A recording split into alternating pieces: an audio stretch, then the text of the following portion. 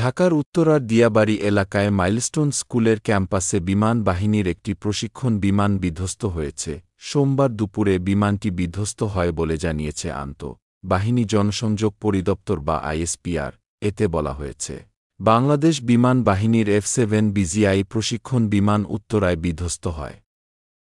বিমানটি 6 মিনিটে উড্ডয়ন করেছিল।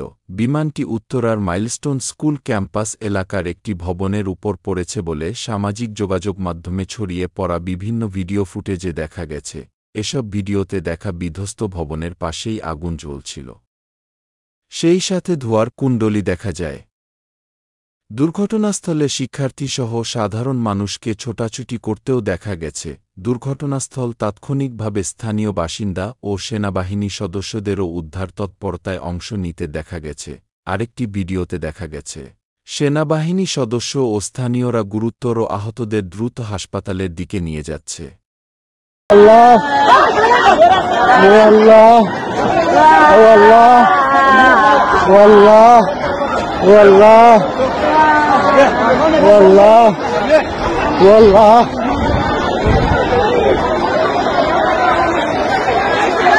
বিমান দুর্ঘটনায় উত্তরা কলেজের বিমান দুর্ঘটনায় অনেক মানুষ আহত এবং নিহতের অবস্থায় আছে, জলিপুর অবস্থায় আছে।